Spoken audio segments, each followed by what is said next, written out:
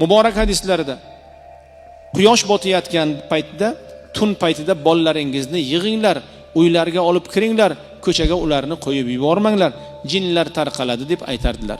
Bobolarimiz, bibilarimiz bolangni shomdan keyin ma'rakaga etmaysan, bolangni shomdan keyin chiqarmaysan, bolangni hammaga ko'rsatmaysan.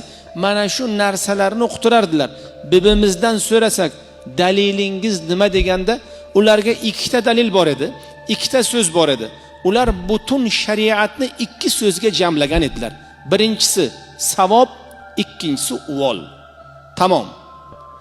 Bizlar kabi o'qib, farz, sunnat, vojibni ajratib, farzni qiladigan, sunnatni tark qilsa bo'ladigan darajada emasdilar. Unaqa emasdi. Shuni qilish kerak, savob bo'ladi, tamom. Bolani kirgizish kerak, tamom. Kim aytdi? Olim aytdi, kitobda yozilgan, tamom. Ba'zida bizni ilmimiz, bilimimiz zararimizga xizmat qiladi. Ular farzni o'qirdilar, sunnatni o'qirdilar, zikrlarni qilardilar, keyin turardilar. Nima bo'lsa ham. Biz nima qilamiz? Men o'qidim internetda deymiz. Farzni o'qisa bo'ldi ekan. Sunnatni keyin o'qisa ham bo'lar ekan. Zikrni keyin qilsa ham bo'lar ekan. U mustahab ekan va hokazo. Ularga yo'q.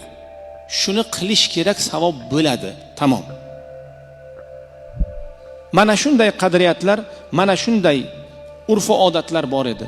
Shuning uchun urf va odatlarimiz, qadriyatlarimiz agar din va diyonatga, urf va odatlarimiz payg'ambar alayhissalotu vassalomning sunnatlariga mos kelsa, uni qilish kerak, undan voz kechish kerak emas.